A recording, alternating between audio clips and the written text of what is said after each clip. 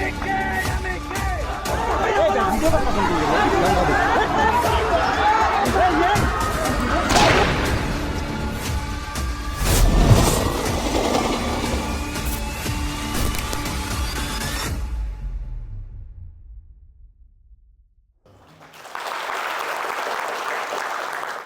You TEDx, thank you Bangladesh agricultural university, thank you আমাকে এখানে invite করার জন্য।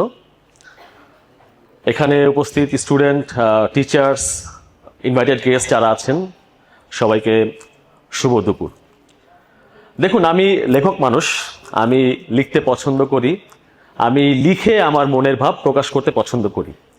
আমি যেই কথাটা বলতে চাই সেটা আমি সবচেয়ে ভালোভাবে বলতে পারি হচ্ছে আমার লেখার মাধ্যমে। আমি খুব একটা ভালো বক্তা না, তাই যেটা হয় আমি যখন কোথাও কথা বলতে যাই, আমি আমার শ্রোতাদেরকে একটা দায়িত্ব দিই। দায়িত্বটা হচ্ছে, দেখেন আমার মাথায় অনেক কিছু আছে, আপনাদের দায়িত্ব হচ্ছে আমি যা ডেলিভার করব তার চেয়ে বেশি আমার কাছ থেকে আদায় করে নিতে হবে। এবং এটা আদায় আপনারা কিভাবে করবেন? খুব ইজি, খুব ইজি। মনোযোগ দিবেন, মন যোগ করবেন, আপনার মনটা আমার মনের সাথে যোগ করে দিবেন, তাহলে আমার মনের কথাটা আপনি বুঝতে পারবেন। আপনার অ্যাটেনশনটা দিবেন। অন্যদের ক্ষেত্রে যদি আপনার অ্যাটেনশন 100% থাকে, তাহলে আমি আশা করবো যে আমার ক্ষেত্রে আপনাদের অ্যাটেনশন থাকবে 120।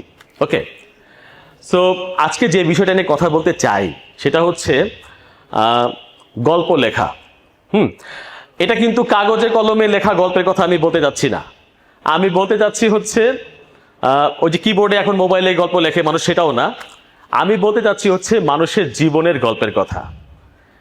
এটা এমন একটা গল্প যেটা এখানে আমরা প্রত্যেকটা মানুষ লিখতেছি, সারাক্ষণই লিখতেছি। আমি লেখক হই বা না হই, এই গল্পটা আমাকে লিখতে হয়, আমাদের প্রত্যেকেরই লিখতে হয়। আমি যা কিছু করছি, আমার যত অ্যাক্টিভিটি আছে, আমি কিন্তু সারাক্ষণই আমার এই গল্পটাকে একটু একটু করে সামনে এগিয়ে নিয়ে যাচ্ছি এবং ভবিষ্যতেও নিয়ে যাব। গল্প জিনিসটা আমাদের প্রত্যেকটা মানুষের লাইফের সাথে খুবই ওতপ্রোতভাবে জড়িয়ে আছে। দেখেন, আমাদের জীবনের শুরুটাই হয় কিন্তু গল্প শোনার মাধ্যমে। কারণ আমি যখন ছোট থাকি তখন আমার তো বলার মতো গল্প থাকে না, তখন আমি গল্প শুনতে পছন্দ করি। তখন আমার দাদা, আমার নানা, আমাদের পরিবারের বড়রা তারা গল্প বলে, তাই গল্পগুলো আমরা শুনি। এখনকার ছেলেপিলেরা অবশ্য গল্প আর শোনে না, তারা ওই কার্টুন ফার্টুন দেখে। ওটাও তো এক ধরনের গল্পই, তাই না? ওটাও তো গল্প দেখে। সো এই যে গল্প পড়ে, গল্প শুনে, গল্প দেখে আমরা বড় হই, এরপর আমরা আমাদের পার্সোনাল লাইফে আমাদের গল্পে ঢুকে যাই। আমাদের গল্পে যখন আমরা ঢুকে যাই তখন আমাদের গল্পটা একটু একটু করে এগিয়ে যায়। একটা পর্যায়ে আমি কি বৃদ্ধ বয়সে যখন চলে যাই, রিটায়ারমেন্টে চলে যাই, তখন গিয়ে আমি দাদার ভূমিকায় চলে আসি, আমার নাতিপুতি থাকে। তখন আমি কি করি? আমি তখন আবার তাকে গল্প বলি। তো গল্প জিনিসটা আমার লাইফের সাথে একদম শুরু থেকে শেষ পর্যন্ত সারাক্ষণই থাকে। এখন আমার একটা কোশ্চেন আছে আপনাদের কাছে, সেটা হচ্ছে এই যে গল্পটা আপনি এই মুহূর্তে আপনার লাইফে লিখছেন, আমি আমার লাইফে লিখছি, এই গল্পটা কি অ্যাকচুয়ালি আপনার জীবনের গল্প? তো নাকি বাই এনি চান্স আপনি আপনার জীবনে অন্য কারো গল্প লিখছেন? মানে আপনি যে জীবনটা যাপন করছেন সেটা কি আপনার জীবন, নাকি অন্য কারো জীবন? বাই এনি চান্স আপনি এখন জীবন যাপন করছেন, এটা কি কখনো আমরা চিন্তা করে ভেবে দেখেছি? আমি একটা জিনিস দেখি, দেখেন ছোটবেলায় যখন আমরা এই যে স্কুল কলেজে আমরা প্যারাগ্রাফ লিখছি না, মাই এম ইন লাইফ, তারপর হচ্ছে রচনা লিখছি হচ্ছে আপনার জীবনের উদ্দেশ্য কি, বড় হয়ে কি হতে চাও, তখন অ্যাকচুয়ালি কয়টা মানুষ সত্যি কথাটা লিখছে? বেশিরভাগ মানুষই গাইডে যে পড়ছে, গাইডের মধ্যে লেখা ছিল যে আমি বড় হয়ে ডাক্তার হতে চাই, কারণ কি আমি মানুষের সেবা করব, আমি টিচার হব, শিক্ষার আলো ছড়িয়ে দেবো, একেবারে মুখস্থ কথা লিখছি। এই যে দেখেন, ছোটবেলা থেকে আমাকে কিন্তু অন্য একটা মানুষের লাইফ লিড করার কথা বলে দেওয়া হচ্ছে। আমি কি অ্যাকচুয়ালি ডাক্তার হতে চাই বা টিচার হতে চাই, বা আমি অ্যাকচুয়ালি কি হতে চাই সেটা কি কখনো লিখছি বা ভাবছি? কখনো করি নাই। তো এটা ছোটবেলা থেকে আমাদের শুরু হলো একটা মিথ্যে টাইপের জীবনযাপন, সেটা আমাদের পরবর্তী লাইফে কন্টিনিউ হয়। আমাদের পারিপার্শ্বিক পরিস্থিতি, আমাদের ফ্যামিলি পার্সনরা আমাকে বলে এটা করো, ওইটা করো, এটা করা যাবে না, এইটা পড়াশোনা করো, আমি ওইভাবেই পড়ি। তো দ্যাটস ওয়াই দেখা যায় যে আমি একটা ডিফারেন্ট লাইফ লিড করতে থাকি। আমি এখন দেখেন আপনাদের সামনে যে জায়গাটা দাঁড়ায় আছি, এখানে আমার দাঁড়ানোর কথা ছিল না, আমার একটা অন্য জায়গায় দাঁড়ানোর কথা ছিল। আমি একটা ডিফারেন্ট লাইফে ছিলাম, সেই লাইফ থেকে আমি এখানে চলে আসছি। এবং এই যে চলে আসা যে জার্নিটা, এটা একদিনে হয় নাই, অনেক দিনে হয়েছে। এবং আমি এখানে চলে আসতে পারছি, আমি মনে করি যে আমি আমার কাঙ্ক্ষিত লাইফটা লিড করছি। এটাই আমি করতে চেয়েছিলাম, যেটা আমি করছি। এই যে এখানে দাঁড়ায় আছি, এটাই আমার কাঙ্ক্ষিত জীবন। কিন্তু আমার এখানে আসার কথা ছিল না। তাহলে আমি কীভাবে চলে আসলাম সেই জার্নিটা আপনার সাথে শেয়ার করব। সো আমার টপিকটা আসলে এটাই যে আসলে কিভাবে নিজের লাইফের গল্পটাই লেখা যায়, কিভাবে নিজের জীবনের গল্পটাই লেখা যায়, অন্যের জীবনের গল্প আমি লিখব না। তো এখন এই ধরেন গত 2 বছর আগেও না এই প্রসঙ্গটা অতটা প্রাসঙ্গিক ছিল না যে আসলে নিজের লাইফের গল্প নিজে কিভাবে লিখবো। এখন আমি অনেক দূর চলে আসছি, আমি পড়াশোনা করে ফেলছি এক সেক্টরে, আমি আরেকটা কিছু হতে চাই, এটা কি সম্ভব কিনা, হ্যাঁ, এরকম অনেক চিন্তা ভাবনা, মানে অসম্ভব চিন্তা ভাবনা আমাদের মাথায় আসতো। আমরা মনে করতাম যে এটা সম্ভব না। কিন্তু আমাদের বর্তমান সময়ের প্রেক্ষাপটে এসে না আর অসম্ভব মনে হচ্ছে না। কেন মনে হচ্ছে না আমি বলি। এই যে জুলাই আগস্টের যে রিভলিউশন হলো, এই আন্দোলনের কারণে আমরা একটা জিনিস বুঝতে পারছি যে বাংলাদেশের মানুষের পক্ষে অসম্ভব বলে কিচ্ছু নাই। আমি যদি চেষ্টা করি আমি যে কোনো কিছু করতে পারবো, আমার পক্ষে কোনো কিছুই অসম্ভব না। এই ধারণাটা অ্যাটলিস্ট প্রত্যেকটা মানুষের মাথায় ঢুকছে। তাহলে আমি যেই জীবনটা যাপন করতে চাই, আমি এখন যেই পর্যায়ে থাকি না কেন সেখান থেকে ওই জীবনটা যাপন করতে পারবো না, এইটা আমি ভাবতে পারি না। বিকজ আমি এমন কিছু পেরে ফেলছি যেটা ইম্পসিবল ছিল, সেটা আমি পেরেছি। তাহলে এটা কেন পারবো না? এটা তো সহজ কাজ, তাই না? তো আমি জানি না আপনাদের এখানে যারা আছেন তাদের মধ্যে কেউ এমন আছেন কিনা যে এই আন্দোলনের সাথে জড়িত ছিলেন এবং আহত হয়েছেন, বা আপনাদের পরিবারের নিকট কেউ আহত হয়েছে বা খুব নিহত হয়েছে বা কোনো বাজে পরিস্থিতি ছিল, আছেন কি জানি না। আমি এটা বলতে পারি যে আপনাদের মধ্যে একজন আছে যে হচ্ছে এই আন্দোলনে জড়িত ছিল এবং সে আহত হয়েছে, তার একটা চোখ বুলেটের আঘাতে নষ্ট হয়ে গেছে। সে আমার আপন ছোট ভাই, সে আপনাদের মধ্যে আছে। তো আমার ভাইকে আমি একটা প্রশ্ন করেছিলাম যখন আহত হয়ে হাসপাতালে ছিল, তখন একটা কেমন সিচুয়েশন আমি বলি। ওর তখন সাউথ কোরিয়া যাওয়ার কথাবার্তা হচ্ছে, ওর কাগজপত্র রেডি ছিল, ও হয়তো চলে যেত আন্দোলনটা শুরু না হলে, কিন্তু ওই একটা গুলি তার জীবন পুরা পাল্টায় দিল। হাসপাতালে বেরিয়েছিল, তখন তাকে আমি জিজ্ঞেস করছিলাম, ভাই তুই যে এই কাজটা করলি তুই ঠিক করলি কিনা, মানে এটা কি তোর কি কোনো রিগ্রেট নাই তোর মনে যে কি কেন করলি এই কাজটা? তখন ও আমাকে একটা কথা বললো যে ভাইয়া, মনে কষ্ট আছে, খারাপ লাগতেছে নিজের জন্য, কিন্তু আমি না নিজের মনকে বুঝ দিতে পারি। কারণ আমার কাছে মনে হয় যে এই লাইফটা তো আমি চুজ করেছি, এটা আমার পছন্দ ছিল। আমি তো থাকতে পারতাম ঘরের ভিতর বসে, আমার কোনো ঠেকা পড়ে নেই আন্দোলনে যাওয়ার, কিন্তু আমার কাছে মনে হইলো এই অন্যায় দেখে আমি ঘরে থাকবো না, আমি বাসা থেকে বের হয়ে যাব। আমি মিছিলে গেছি, স্লোগান দিয়েছি, আমি গুলি খেয়েছি আজকে এই জায়গায়। তো আসলে এটা আমার পছন্দ করা জীবন। এখন আমার যা কিছু ঘটেছে এটা তো আমার নিজের চয়েস। সো এটা আমার কিছু করার ছিল না, আমি এটা বলে নিজেকে বুঝ দিই। ওর এই কথাটা আমাকে দারুণভাবে ইন্সপায়ার করছে যে আসলে এইভাবে ও ভাবতে পারতেছে। আমার ফ্যামিলি কিন্তু পুরোপুরি ডিভাস্টেডের অবস্থায় চলে গেছে ওর এই ঘটনার পর থেকে, কিন্তু আমাদের মধ্যে সবচেয়ে স্ট্রং পারসন কিন্তু আমার ছোট ভাই আছে। এখন এই কারণে বলতেছি যে আসলে বর্তমান সময়ের প্রেক্ষাপটে না আমি এখন যেই জীবনে আছি সেখান থেকে ফিরে এসে আমি আমার লাইফটা লিড করতে পারবো না, এটা ভাবার কোনো কারণ নাই। আমাদের পক্ষে সব অসম্ভবই সম্ভব করা সম্ভব। আচ্ছা, তো আমি আমার কথাটা বলতেছিলাম, আমি একদম যখন ছোট ছিলাম, ছোটবেলায়, তখন থেকেই না আমার লেখালেখির প্রতি একটা বাতিক ছিল। আমি লিখতে পছন্দ করতাম। আমি লুকিয়ে লুকিয়ে ছড়া লিখতাম, ছন্দ মিলে ছড়া লিখতাম, ছোট গল্প লেখার চেষ্টা করতাম। তখন আমার আশেপাশে যারা ছিল, আমার নিকট আত্মীয়, আমার পাড়া প্রতিবেশী লোকজন, তারা কি বলতো যে এই লেখালেখি করা ভালো না, লেখক হওয়া যাবে না, লেখক হয়েও না, বড় লেখক হলে তুমি টাকা কামাতে পারবে না বেশি, আর বেশি টাকা না কামালে তোমার বিয়ে হবে না, আর যদি বিয়ে হয়ও তোমার বউ থাকবে না। এই কথাটা আমি অনেকবার শুনছি আমার লাইফে, যে লেখক হইলে বউ থাকে না। তো এটা না ছোটবেলা থেকে আমার মাথায় একটা মেন্টাল ব্যারিয়ার দিয়ে দিছিল। আমার ভিতরে একটা ইনার ব্যারিয়ার ছিল যে লেখক হওয়া চলবে না। মানে আমার মধ্যে যে লেখক হওয়ার এই পরিমাণ বাসনা, এই পরিমাণ মানে বাতিক ছিল, সেটাকে আমি আটকায় রাখছিলাম শুধুমাত্র এই একটা কথা চিন্তা করে যে লেখক হইলে বউ থাকবে না। তো যাই হোক, এইটা যখন আমার মধ্যে কাজ করছে, আমি কিন্তু কখনোই আমার লেখক সত্তাকে প্রকাশ করার চেষ্টা করতাম না। আমি অলওয়েজ চেষ্টা করতাম এটাকে বাধা দিয়ে রাখতে, এবং মানে একা একা লিখতাম কিন্তু কাউকে দেখাতাম না, কারণ দেখালে কি নাকি বলে এই চিন্তা করে বলতাম না। এভাবে আমার স্কুল পার হয়ে গেল, কলেজ পার হয়ে গেল, ঢাকা ইউনিভার্সিটি চান্স পেলাম। আমি সি ইউনিটে ছিলাম, আমি কমার্স স্টুডেন্ট। সি ইউনিটে আমার মেধা তালিকায় উপরের দিকে আসলো, মানে আমি যে কোনো সাবজেক্টই চুজ করতে পারবো আর কি। এইটা আমার লাইফের একটা টার্নিং পয়েন্ট ছিল, মানে আমার নিজের লাইফে ফিরে আসার জন্য। টার্নিং পয়েন্ট ছিল কিভাবে, আমাকে বাসা থেকে বলা হলো যে তুমি অ্যাকাউন্টিং নিবা। অ্যাকাউন্টিং কেন নিবা? বিকজ অ্যাকাউন্টিং নিলে হচ্ছে ভালো চাকরি পাবা, ভালো চাকরি পাইলে ভালো মেয়ে, সুন্দর মেয়ে বিয়ে করতে পারবা এবং তোমার বউ থাকবে। এখন আমি আমি আমি হচ্ছে আমি অ্যাকাউন্টিং প্রচণ্ড ভয় পাই বেশি। যেটা হয় যে আসলে আমি অ্যাকাউন্টিং পারি, পরীক্ষার হলে গিয়ে কোনো একটা অদ্ভুত কারণে আমার অঙ্ক মিলে না, মানে মানে হিসাবটা মিলাতে পারি না আর কি, মানে সবার হিসাব মিলে আমার হিসাবটা মিলে না পরীক্ষার হলে। তো এটার জন্য আসলে আমি চিন্তা করলাম যে আমার তো অ্যাকাউন্টিং দিয়ে হবে না, অ্যাকাউন্টিং 4-5 বছর আমি কীভাবে পড়বো।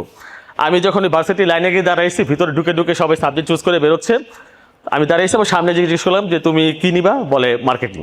পিছন জিজ্ঞেস করলাম, বলে মার্কেটিং। তা আমিও ভিতরে গিয়ে মার্কেটিং নিলাম। আমার কোনো আইডিয়াই ছিল না যে মার্কেটিং জিনিসটা কী, এটাতে কী পড়তে হয়, কী লিখতে হয়, কোনো আইডিয়াই ছিল না। এভাবে মার্কেটিং নিলাম। তবে ফর্চুনেটলি আর আনফর্চুনেটলি আমি একটা জিনিস এখন বিলিভ করি যে আসলে আমার লাইফের সবচেয়ে বেস্ট ডিসিশন ছিল মনে হয় আমি মার্কেটিংটা নিয়েছিলাম ওই সময়। তো মার্কেটিং নিলাম, বাসায় গেলাম। বাসায় যাওয়ার পরে আমার বাসা থেকে আমার বের করে দিল, তুই বাসায় আসবি না, তুই মার্কেটিংয়ে চাকরি করলে ভালো চাকরি পাবি না, ভালো চাকরি না পাইলে কী হবে, বউ থাকবে না। তো যাই হোক, এরপরে এই ঘটনা যখন গেল, তারপর হচ্ছে পড়াশোনা শুরু করলাম। পড়াশোনা শুরু করার পরে আমাদের মার্কেটিংয়ের ফার্স্ট ইয়ারই আমার মনে আছে আমাদের একটা কোর্স ছিল সাইকোলজি, কনজিউমার সাইকোলজি নিয়ে পড়াশোনা করা হতো। আমাদের টিচার ছিলেন শাহিন স্যার, আমার খুব কাছে মানে পছন্দের একজন স্যার। উনি আমাদের একটা গ্রুপ টাস্ক দিলেন, আমাদের তো গ্রুপ করে, আপনারা জানেন ইউনিভার্সিটিগুলোতে অ্যাসাইনমেন্ট থাকে গ্রুপের। আমাদের গ্রুপের অ্যাসাইনমেন্ট ছিল হচ্ছে একটা বিজ্ঞাপন তৈরি করতে হবে। তো বিজ্ঞাপন তৈরি করতে কনজিউমারদের ম্যানিপুলেট করার জন্য বিজ্ঞাপন। ওই বিজ্ঞাপনটা তৈরি করতে গিয়ে না আমি একটা অন্য জিনিস জানলাম, যে বিজ্ঞাপনটা প্রথমে লিখতে হয়, যে লিখে তাকে বলে কপিরাইটার। এই যে রাইটার চলে আসছে, তারপরে শুট করার পরে, এডিট করার পরে বিজ্ঞাপনটা মানুষ দেখে। তো এই যে না রাইটারের একটা জায়গা আমি পেয়ে গেলাম, যে আরে আমি তো আমার পার্ট অফ দ্য স্টাডি হিসাবে লিখতে পারি, আমি তো কপিরাইটিং করতে পারি, বিজ্ঞাপনের স্ক্রিপ্ট লিখতে পারি। এই আমার একটা বাতিক চলে আসলো যে আমি লেখালেখি করবো, বিজ্ঞাপনের স্ক্রিপ্ট লিখবো, বাসায় কেউ কিছু বলবে না, কারণ কি এটা তো আমার পার্ট অফ দ্য স্টাডি। তো ওইখান থেকে আমার লেখালেখি শুরু, বিজ্ঞাপনের স্ক্রিপ্ট লেখা শুরু করে দিলাম। পার্ট টাইম দিয়ে একটা এজেন্সিতে কাজ করতাম, লেখালেখি করতাম। তো এইভাবে আমার 5টা বছর চলে গেল। আমি বাই দিস টাইম সিদ্ধ ইউনিভার্সিটি আমি হচ্ছে অ্যাডভার্টাইজিংয়ে যাব, কারণ আমার মার্কেটিংয়ে তো অনেকগুলো সাব সেক্টর আছে। আমার বন্ধু বান্ধব অনেকে, কেউ ব্যাংকে চলে গেল, কেউ বিসিএস দিল, পুলিশ হয়ে গেল, কেউ হচ্ছে মাল্টি ন্যাশনাল জব করলো, কেউ দেশের বাইরে চলে গেল, কিন্তু আমি চলে গেলাম হচ্ছে একটা অ্যাড এজেন্সিতে, কারণ আমার স্বপ্ন ছিল যে রাইটিংয়ে যাব। মজার ব্যাপার হচ্ছে অ্যাড এজেন্সিতে আবার 2টা ভাগ আছে। একটা ভাগ হচ্ছে আপনার ক্রিয়েটিভ, যেখানে হচ্ছে আপনার লেখালেখি থাকে, যেখানে থাকে হচ্ছে ডিজাইন, যেখানে থাকে হচ্ছে এডিটিং, গল্প বলার কাজটা থেকে থাকে। আরেকটা পার্ট হচ্ছে আপনার যেটা বলে হচ্ছে গিয়ে পিওর মার্কেটিং, যেমন এখানে থাকে ক্লায়েন্ট সার্ভিস, থাকে হচ্ছে প্ল্যানিং, থাকে স্ট্র্যাটেজি। তো আমি যখন জয়েন করলাম আমার কাছে অপশন ছিল কপিরাইটারও হওয়ার, ক্লায়েন্ট সার্ভিসও হওয়ার। আমি ক্লায়েন্ট সার্ভিস হইলাম, কারণ হচ্ছে কপিরাইটার মানে এন্ট্রি লেভেলের জবে কপিরাইটার থেকে ক্লায়েন্ট সার্ভিসের স্যালারি বেশি। আমার তো মাথায় ওইটা আছে, রাইটার হইলে বউ থাকবে না। সো আমি ক্লায়েন্ট সার্ভিস চলে গেলাম। এখন এসে ক্লায়েন্ট সার্ভিস চলে গেলাম, এরপর তো আমি ওইখানে আস্তে আস্তে কন্টিনিউ করতেছি। আমার যেহেতু মার্কেটিং নলেজটা ভালো ছিল, পারতাম ভালো ডিলিং করতে, সো আমার ওইখানেও উন্নতি হচ্ছিল। 5টা বছর আমি বিভিন্ন এজেন্সিতে ক্লায়েন্ট সার্ভিসে জবে ছিলাম, এবং আমার কাছে প্রতিটা মুহূর্তে মনে হইতো যে আমি যে লাইফটা লিড করতেছি এটা আমার লাইফ না। আমি যেই ডেস্কে বসি এটা আমার ডেস্ক না, যে চেয়ারে বসি এই চেয়ারটা আমার বসার কথা না, এটা অন্য কারো ডেস্ক, অন্য কারো চেয়ারে আমি বসি। আমার তো এটা ভালো লাগে না। আমার মন পড়ে থাকে ক্রিয়েটিভ সেকশনে, আমি ওইখানে চলে যেতাম। ওরা ছবি আঁকতেছে, কেউ গল্প লিখতেছে, কেউ হচ্ছে এডিট করতেছে, আমি দাঁড়িয়ে থাকতাম, দেখতাম, মাঝে মাঝে সাজেস্ট করতাম। ওরা খেপা যেত, ওই তুই ক্লায়েন্ট সার্ভিসের লোক, তুই কি ক্রিয়েটিভিটি কী বুঝোস যা। তা আমি চলে আসতাম, এভাবে চলতেছিল। এর মধ্যে যেটা হলো, আমি তো লুকায় লুকায় লিখতাম, আমার বাসার মানুষজন জানতো না যে আমি লেখালেখি করি। লুকায় লুকায় লিখতাম। আমার ততদিনে 4-5টা বই প্রকাশিত হয়ে গেছে। ইনকারনেশন, ব্লাডস্টোন, স্কারলেট, বীজ রক্ষক, মহাযাত্রা, 5টা বই তখন চলে আসছে। আমার অফিসের লোকজন তখন মোটামুটি জানতো যে আমি লেখালেখি করে, আমার বই প্রকাশ হয়। তো একদিন আমার একজন বস ছিলেন জারিয়া আপু, এই মানুষটা আমার লাইফে খুব বড় একটা ইম্প্যাক্ট ফেলছে। উনি একদিন হুট করে একটা কথা বললেন। তখন আমাদের অফিসে, যে অফিসটাতে ছিলাম সেই অফিসে একজন কপি সুপারভাইজার ছিল, মানে ক্রিয়েটিভ সাইডে হচ্ছে আপনার যে হায়ারার্কিটা, কপিরাইটার, সিনিয়র কপিরাইটার, তার উপরে কপি সুপারভাইজার। কপি সুপারভাইজার অসুস্থ, ইন্ডিয়া গেছে চিকিৎসা করতে, তার জায়গায় তার লোক লাগবে। হুট করে জারিয়া আপু আমাকে বললো, নাজিম তুমি চলে আসো না, তুমি তো লেখালেখি করতে পছন্দ করো। এই প্রথম ভাই আমার লাইফে একটা মানুষ আমাকে বললো যে তুমি লেখক হয়ে যাও। মানে এর আগে কখনো কেউ কোনো সময় আমাকে লেখক হওয়ার ব্যাপারে উৎসাহিত করে নাই, এই প্রথম করলো। এটা শুনে আমি খুব তাজ্জব হয়ে গেলাম, আমি কি করবো, মানে আসলে কি আমার লেখালেখি করা উচিত কি উচিত না, আমি না সেটাই সিদ্ধান্ত দিতে পারতেছিলাম না। বাসায় গেলাম, অনেক ভাবলাম, দুইটা জিনিস আমার মাথার মধ্যে কাজ করতেছিল। এক হচ্ছে আমার 5 বছরের এক্সপিরিয়েন্স আমার ক্লায়েন্ট সার্ভিসিংয়ে পুরাটা গন হয়ে যাবে যদি আমি লেখালেখিতে চলে যাই। 2, লেখক হইলে বউ থাকবে না। তো যাই হোক, দুইটা জিনিস মাথায় চিন্তা করলাম। প্রথমটা আমি বাদ দিতে পারি, 5 বছরের এক্সপিরিয়েন্স, ওকে যাক সমস্যা নাই, হয়েছে তো, বড় চাকরি করছি। কিন্তু দ্বিতীয়টা, বউ থাকবে না, এটা তো একটা কনসার্ন। তো আমি ক্যালকুলেট করলাম যে আমার স্যালারি কত হইলে আমার বউ থাকবে। এরপরে আমি গিয়ে আমার অফিসে গিয়া জারি আপুকে বললাম, আপু আমি কপি সুপারভাইজার হইতে রাজি আছি, কিন্তু আমার শর্ত হচ্ছে আমাকে এত টাকা স্যালারি দেওয়া লাগবে। এবং জারি আপু বললো যে ওকে নাজিম, ডান। আমি হায় আর একটু বেশি যেতে পারতাম, এটা কি করলাম। তখন হচ্ছে যদিও উনি বেইমানি করছে, উনি আমাকে ওই স্যালারি দেয় নাই, কম দিছে আরো পরবর্তীতে। তো যাক, মানে লেখক হয়ে গেলাম আর কি। একই সময় না আরেকটা খুব ইম্পর্টেন্ট জিনিস আমার জীবনে ঘটছে। আসলে একবার যখন আপনি ইয়েস বলে ফেলেন না, তখন আপনার নো থাকে না, সব ইয়েস হয়ে যায়। আরেকটা প্রপোজাল আমি পাইলাম। আমার 5 নম্বর বইটা যেটা মহাযাত্রা, এই বইটা জাজ মাল্টিমিডিয়ার আব্দুল আজিজ সাহেব উনি পড়ছে, সামহাও কোনোভাবে ওনার হাতে গেছে, উনি পড়ছে। পড়ার পর ওনার কাছে মনে হয়েছে যে এই ছেলেটা থ্রিলার ভালো লেখে, ওকে দিয়ে থ্রিলার লেখানো যাবে।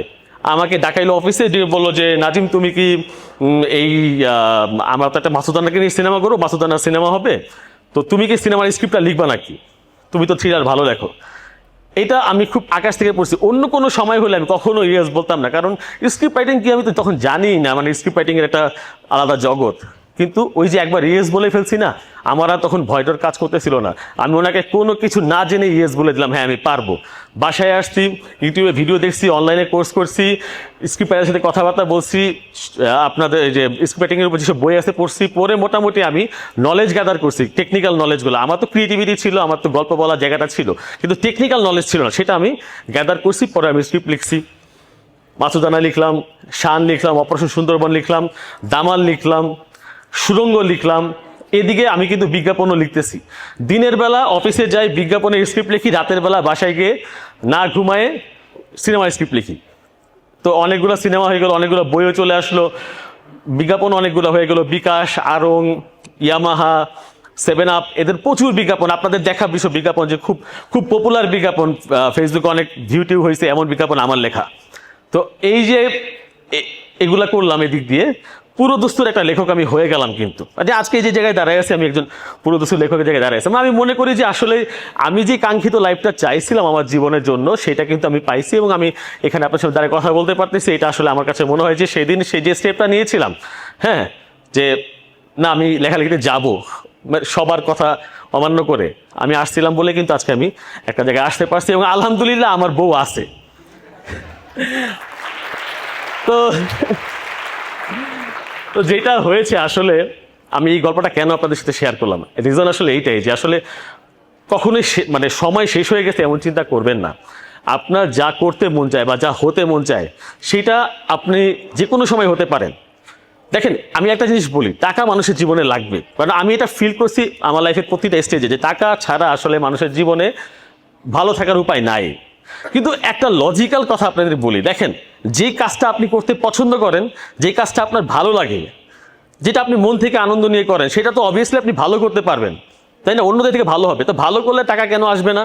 আপনি চিন্তা করেন, ডাক্তারি পেশার কথা চিন্তা করেন, সব ডাক্তাররা কি সমান টাকা ইনকাম করে? যে ডাক্তার ভালো ডাক্তার, তার ইনকামই তো বেশি। যে ডাক্তার ভালো না, যার হাতে রোগী মারা যায়, সেই ডাক্তার কি ভালো ইনকাম করে? তা তো না, তার ইনকাম তো কম। তাহলে আপনি যে কাজটা ভালো পারেন, ধরেন আপনি গান গাইতে পারেন খুব ভালো, তাহলে আপনি যখন গান গাইতে যাবেন, ডেফিনেটলি অন্যদের থেকে আপনি ভালো গান গাবেন। বাট আপনি ভালোবেসে গান গান, এমন না যে এটা আপনি করতেছেন আপনার মানে দায়িত্ব থেকে, তা তো না। তো অবশ্যই ভালো গাবেন, আর ভালো গাইলে আপনার ইনকামটা বেশি হবে না, যে কোনো সেক্টরে তো থেকে হবে। সো এটা একটা লজিক্যাল জায়গা থেকে আমি চিন্তা করে বললাম যে আসলে আপনার প্যাশনের জায়গাতে যদি আপনার প্রফেশন থাকে, ডেফিনেটলি আপনার ইনকাম ভালো থাকার কথা, অ্যাটলিস্ট 90% ক্ষেত্রে এটাই হবে। আর হচ্ছে যে এখন মানে আমি তো আমার পথটা বললাম যে আমি কিভাবে এই পথ থেকে এই পথে চলে আসছি, এটাই একমাত্র ওয়ে না, মানে আরও অনেক ওয়ে থাকতে পারে। আপনারা, আমার এমন ফ্রেন্ড আছে যে MBBS পাশ করছে ডাক্তার, সে এখন ফিল্ম মেকার, সে ডাক্তারি পড়ে নাই, পরিবারের চাপে ডাক্তারি পড়ছিল কিন্তু ডাক্তারি করে নাই, সে এখন ফিল্ম মেকার হয়েছে। আপনারা ওই যে ডিরেক্টর রায়হান রাফির নাম শুনছেন, ডিরেক্টর রায়হান রাফির সাথে আমি অনেক কাজ করছি, দামাল সুরঙ্গ করছি, সামনে আরও করব। তো রায়হান রাফি ভাইও কিন্তু সেম এরকম একটা, সে কিন্তু মাদ্রাসা ব্যাকগ্রাউন্ডের একটা কোরআন হাফেজ লোকটা ফিল্ম মেকার হয়ে গেছে। কেন? ফিল্ম স্কুল থেকে পাশ করা ছেলেরা আছে না, তারা কি পারছে তার জায়গায় যেতে? ও কেন পারলো? বিকজ ও যে প্যাশন ছোটবেলা থেকে সিনেমা বানাবে, ওই স্বপ্নটার পিছনে সে দৌড়াইছে এবং সে কিন্তু এত কম বয়সে একজন বাংলাদেশের টপ ডিরেক্টরদের মধ্যে, আমার চেয়েও তার বয়স কম, টপ ডিরেক্টরদের মধ্যে একজন সে হয়ে গেছে। তো আসলে এটা কিন্তু পসিবল, চাইলেই পসিবল, আমাদের পক্ষে আসলে কোনো কিছুই অসম্ভব না। সো আমি যেই পথটা দেখালাম, এটা তো আমার একটা পথ, আমি সবসময় আমার প্যাশনের কাছাকাছি ছিলাম, আমি দূরে সরে যাই নাই, যাতে করে কাছে থাকলে যেতে পারবো। তো এটা একটা ওয়ে বললাম। তো এরকম ওয়ে আরও থাকতে পারে, আপনাকে আমার পথটা অনুসরণ করতে হবে এমন না, আপনি আপনার নিজের পথ সৃষ্টি করবেন। বিকজ হচ্ছে আমরা তো জানি যে আসলে পথিকের সৃষ্টি করে না, পথিক তার প্রয়োজনে পথটা সৃষ্টি করে নেয়। থ্যাংক ইউ সবাইকে।